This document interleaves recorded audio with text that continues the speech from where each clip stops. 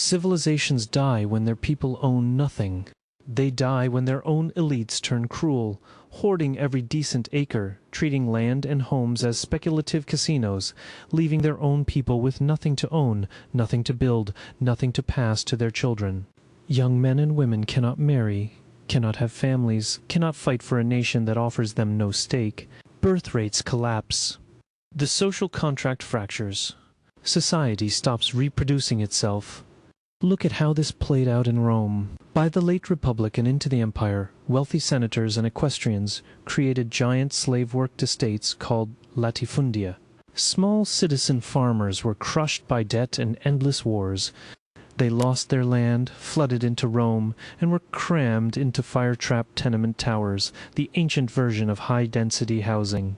They had no farms, no inheritance, no future. Fertility crashed. The citizen army that once made Rome unstoppable could no longer be filled with loyal Romans. So the emperors chose the same two lies that failing powers always reach for: build more towers to pack the people tighter, and when that fails, import outsiders to defend what the natives no longer have any reason to defend. They flooded the legions with foreign mercenaries, Goths, Vandals, Huns, offering them pay, land grants, and fast-track citizenship. These skilled outsiders rose to high command.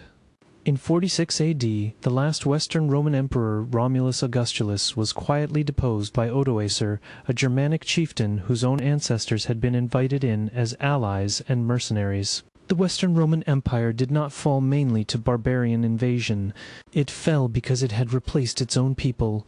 Centuries later, the Eastern Roman Empire, Byzantium, repeated the exact same mistake. Powerful noble families, the dinotoi, swallowed up the small farms of citizen soldier peasants.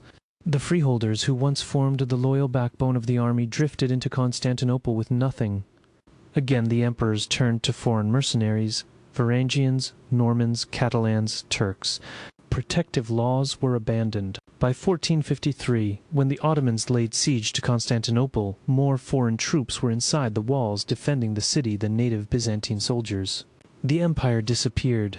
Canada in 2026 is walking the identical path, step for step. Decades of land banking, corporate monopolies, zoning that protects the wealthy, and treating housing as an investment asset have made ownership impossible for most young Canadians. Fertility has collapsed to a record 1.25. Families cannot form. A generation sees no future and nothing worth defending. Instead of restoring land and dignity to its own people, the government accelerates high-density condo towers and fast-tracks permanent residency for highly skilled foreign military recruits because Canadians won't enlist. This is not defense. This is the same elite cruelty that has toppled every previous version of this story. But it was never inevitable. History records shining exceptions. Societies that faced the identical crisis of land hoarding and generational despair and refused the two lies. They chose courage instead. They restored land and dignity to their own citizens first. And those are the civilizations that survived, and often thrived. The first great exception is Athens, 594 before Christ. The aristocrats had enslaved their own citizens through debt. Farmers lost their plots, then their freedom. Daughters were sold abroad. Birth rates collapsed. Civil war was days away. The people gave one man total power, the poet and merchant Solon. He enacted the seisachtheia, the shaking off of burdens. He cancelled every private debt, freed every debt slave and brought back those sold overseas, tore down the Horoi debt stones and returned the lost farms, banned forever the use of a human body as collateral, and placed strict limits on how much land any one person could own. He refused to confiscate everything the rich held. That would have triggered endless revenge, but he restored the people's basic stake. Families could marry again. Children were born on land their parents actually owned. Bitterness drained away. Within a generation, Athens rose stable and strong, the exact foundation for the democracy that defeated Persia at Marathon and Salamis. Solon stepped down after 1 year and exiled himself for 10 years, so no one could accuse him of clinging to power. He left a simple warning: I gave the people as much as they needed, not more, not less. It was not just once. The same medicine worked again and again, especially in the East. In China, the Northern Wei and then the mighty Tang dynasty from 485 AD until mid-8th century implemented the equal field system. All agricultural land belonged to the state and was periodically redistributed to peasant families based on size and labor. Each adult male got roughly 12 acres, part inheritable, part reverting at old age.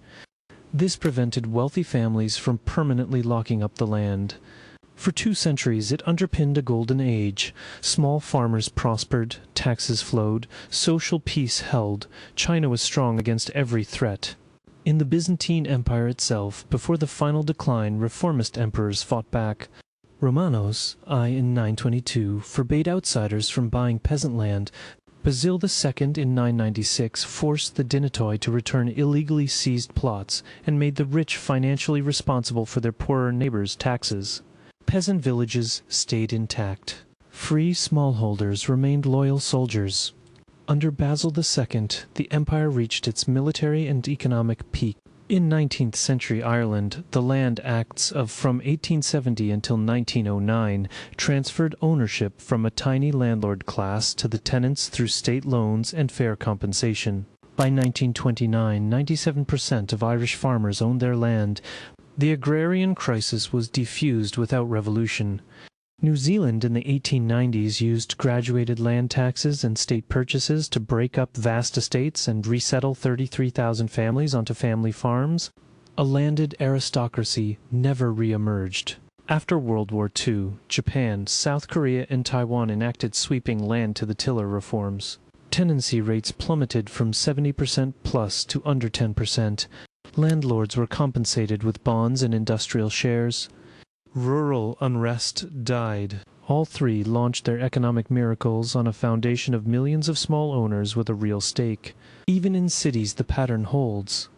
Red Vienna taxed speculation and built 65,000 public apartments, stripping land out of the casino. Singapore took control of 90% of its land, built HDB homes for 80% of its people on public leases, and crushed speculation. Young families have a clear path. The elderly have security. These were hard-headed choices by leaders who refused to let their own people become disposable. Canada stands at the same fork in the road right now. We can continue the Roman path, more towers, more imported recruits, more betrayal of our own young people. Or we can choose the path that actually worked every single time it was tried. Solon's path, Tang's path, Basil II's path, Ireland's path, New Zealand's path, East Asia's path. Cancel the debt traps. Break up the hoarded land. Put strict limits on speculation. Use public funds to buy and redistribute to young Canadian families and new farmers with fair compensation so no one is destroyed. Treat housing as shelter for citizens, not a casino for investors. Give every generation a real stake again. History has already written both endings. One ends in 476. The other ends in renewed strength, rising birth rates, and a nation worth defending. The choice is not between left and right. It is between cruelty and courage. Will Canada remember Solon, or will it become the next Rome? Land for the people, or lose the nation. Choose.